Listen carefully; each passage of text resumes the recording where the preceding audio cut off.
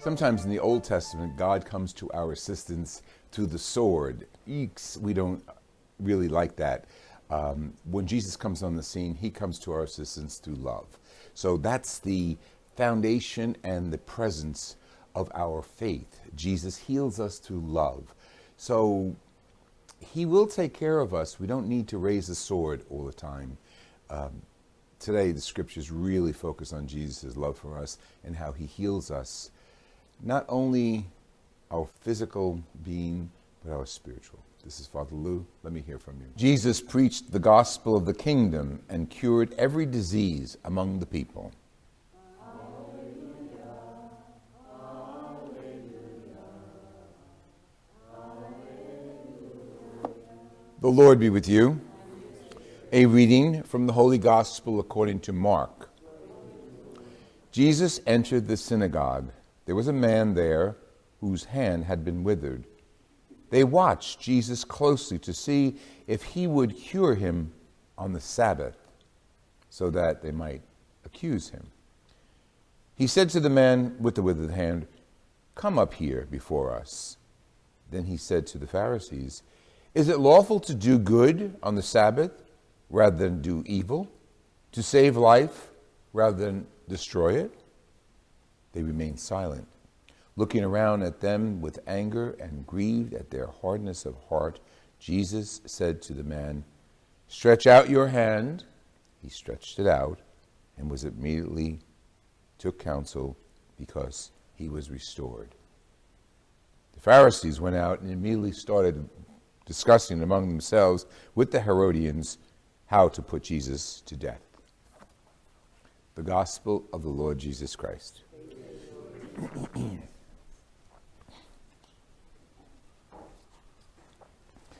lot of aspects of the scriptures today need to touch on. I guess the last one would be the most obvious. No good deed often goes unpunished. So don't think because you do something good for somebody, you're always going to be rewarded. Somebody will be envious or upset about the fact that you were in the limelight. The other thing from the Old Testament, the book of Samuel, one of the greatest characters, I mean, there's lots of great characters in the Old Testament, but one of the great characters is phenomenally known for his sculpture of who he is, done by Michelangelo, David. This is the story of David today. Beautiful sculpture in the Renaissance period. Sits in the middle of the museum in Florence.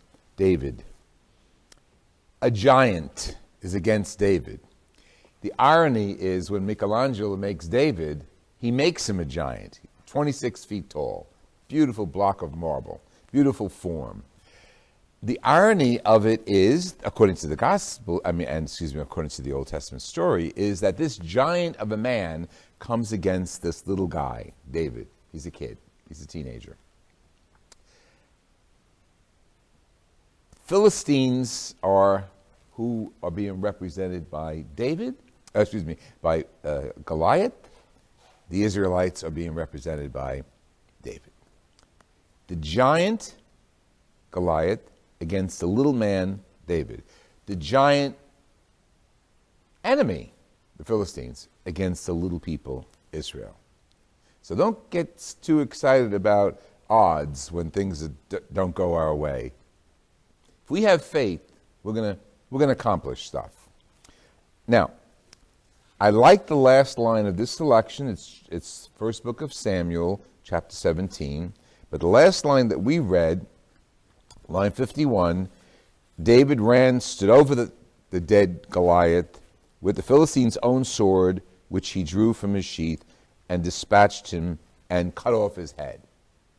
Bloody. Above that, we hear that we don't need a sword to conquer the enemy. So this lesson is being taught even as the authors of the book of Samuel are trying to recapture the history of their relationship with the Israelites against the Philistines. That this little guy, David, with courage, you got to appreciate it. David's a little skinny runt, okay? He's like 15, 16 years old. Even if he was well built, because he was ruddy and all that good stuff, he was a shepherd. He was a little kid. So when he is telling Saul, the king, I'll go fight it. I'll go fight Goliath. Don't worry about it. I'll fight Goliath. You want to say, if you're there, oh yeah, okay. Relax, little kid. Go take care of the sheep. Go play your harp. Make nice music. You're not going to. Look, he's a giant. So what Saul does is he says, okay, if you're going to go, because he kept aggravating. If you're going to go, you have no armor. I'm going to put my armor on you. Okay, now he's a little skinny runt.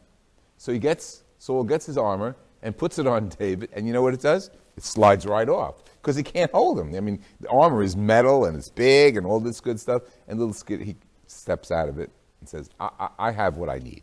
And he gets a few smooth stones. Don't forget, he's a shepherd. He takes care of his sheep, and he takes care of them when a wolf is coming or danger is coming with his slingshot. And you know the story. Okay, the story is that they yell at each other, and Goliath is furious that this little runt is going to, how dare you? This is Goliath. I'm representing the Philistines, and you send this little imp after me? That's the tongue-in-cheek, that's the fun of it, of the story. That's historical as far as biblical historical information is. That's what comes down to us. And eventually, they yell at each other, but David is representing the Lord. He's not representing Israel, he's representing the Lord. Swings his slingshot, hits Goliath, middle of his forehead. Goliath falls down. David goes over, picks up Goliath's sword, chops off his head. And that's the end of that story, that piece of the story from Samuel. Now, if this were an action movie, it would be fantastic. And I think they've made like little action cartoons about this. That's fantastic. Little guy against a giant. We like all that stuff, all that intrigue. And even kids with their little gamers probably go after that kind of an idea. Little guy fighting the big one. Well, that's the story of our lives as Christians. We're little in this great big world, and we're constantly in battle. We're constantly trying to get, not the rock, not that thing that he hit Goliath's head with, but the faith that we carry within us. We're trying to get that across. And sometimes we do it with violence, regrettably. But the scriptures tell us you don't have to kill somebody who's your enemy. You don't have to destroy your enemy. You have to live with the faith of God in you.